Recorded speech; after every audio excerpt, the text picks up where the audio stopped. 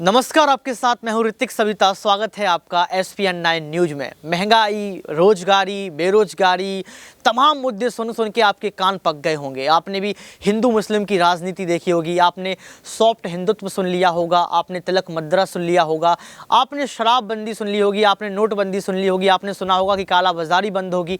तमाम मुद्दे आपने सुने होंगे, लेकिन आपने ये नहीं सुना होगा कि अब 1200 का सिलेंडर 600 रुपये का मिलेगा। आपने ये नहीं सुना होगा।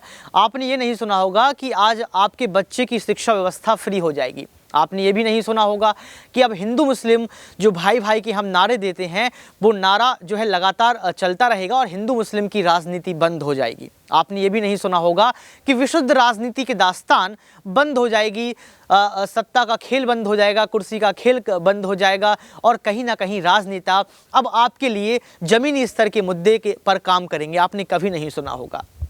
लेकिन इमरान प्रतापगढ़ी सुना रहे हैं। इमरान प्रतापगढ़ी कह रहे हैं कि हिंदू मुस्लिम को अलग करने का दौर किसने शुरू किया। 2014 के पहले मैंने कभी नहीं सुना कि हिंदू मुस्लिम के बीच लड़ाई होती थी। इमरान प्रतापगढ़ी कह रहे हैं कि हिंदू मुस्लिम भाई भाई हैं, अनेकता में एकता वाला हमारा देश है, संस्कृति और संस्कार के लिए हमारा देश जाना जाता है।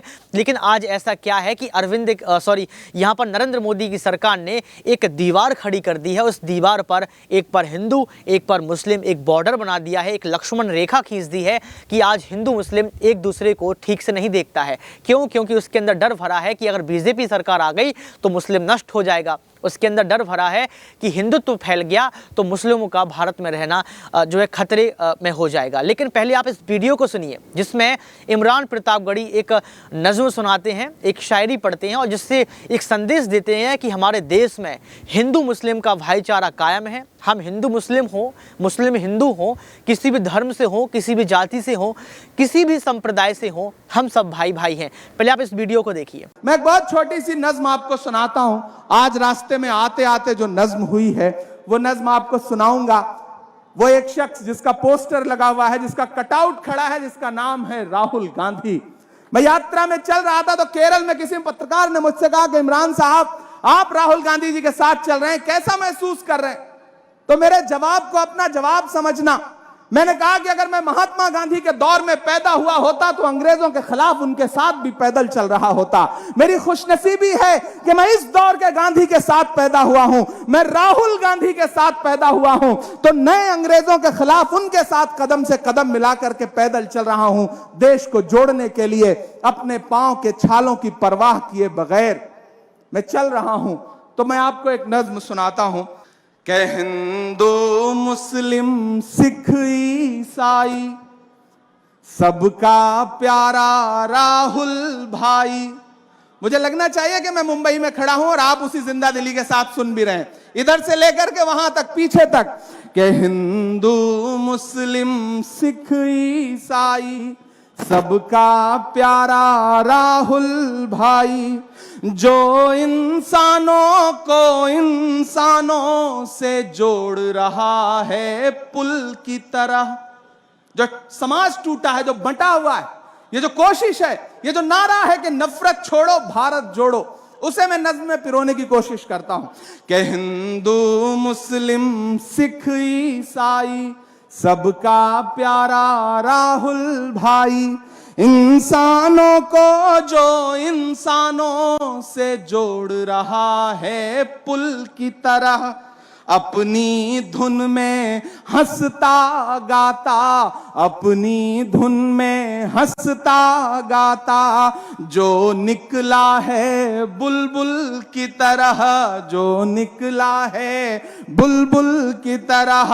आने वाली सदियों में कोई अब होगा ना कोई राहुल की तरह, इंसानों को इंसानों से जो जोड़ रहा है पुल की तरह। आने वाली सदियों में कोई अब होगा नहीं राहुल की तरह, हिंदू मुस्लिम सिख ईसाई सबका प्यारा राहुल भाई। के नफरत के सभी तूफान तूफानों का रुख पीछे मोड़ते जाएंगे। हम भारत जोड़ने निकले हैं, हम भारत जोड़ते जाएंगे। नफरत के सभी तूफानों का रुख पीछे मोड़ते जाएंगे। पहला बंद पढ़ता हूं इस नज्म का कि चाहे गोरे हैं या काले हैं, सीनों में दर्द संभाले हैं।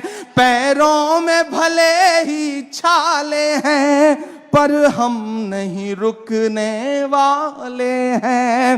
होठों पे सभी के एक नारा, होठों पे सभी के एक नारा, और सबके दिलों में एक लगन। आबाद रहे ये अपना वतन, जिंदाबाद रहे ये अपना वतन। हर एक कदम पर चाहत की एक दुनिया छोड़ते जाएंगे। हम भारत जोड़ने निकले हैं, हम भारत जोड़ते जाएंगे। नफरत के सभी तूफानों को। आखिर में अपनी नज्म को का आखिरी बंद आपको सुना करके अपना सफर खत्म करता हूं। हम भारत जोड़ने निकले हैं, हम भारत जोड़ते जाएंगे। के तूफान आए बारिश आए, मुमकिन ही नहीं थक जाएंगे। तूफान आए बारिश आए, मुमकिन ही नहीं थक जाएंगे। जुड़ने की जो आखिरी हद होगी, हम लोग वहां तक जाएंगे। तो देखा आपने इस वीडियो को देखने के बाद आपको पता लग गया होगा कि इमरान प्रतापगढ़ी जो कि एक मुस्लिम नेता हैं, जो कि कांग्रेस के नेता हैं, जो कि विपक्ष के सबसे मजबूत नेता हैं, आज उन्होंने साफ तौर पर बता दिया है, नए साल के दिन बता दिया है कि आज हम हिंदू और मुस्लिम सब एक हैं, हमारा देश एक है। हमारे देश के आला कमान यानी कि हमारे देश के राजा को, हमारे देश के राजा प्रधानमंत्री नरेंद्र मोदी को मुद्दों पर काम करना पड़ेगा। हमारे देश के प्रधानमंत्री नरेंद्र मोदी को महंगाई को कम करना पड़ेगा। हमारे देश के प्रधानमंत्री को युवाओं को रोजगार देना पड़ेगा। हमारे देश के प्रधानमंत्री को संस्कृति और संस्कार को जोड़ना पड़ेगा। वसुधैव कुटुंबकम की भावना को देश नहीं अपितु विदेश तक पहुँचानी पड़ेगी। हमारे देश को यानी कि हमारे देश जो जिसे सोने का चिड़िया कहा जाता था, उसको फिर से विश्वगुरु बनाना होगा। ऐसा इमरान प्रतापगढ़ी ने अपनी नज्म से संदेश दिया, अपनी बातों से संदेश दिया, और आप समझ सकते हैं इस संदेश को कहीं ना कहीं बीजेपी पार्टी हमेशा की तरह खारिज करेगी।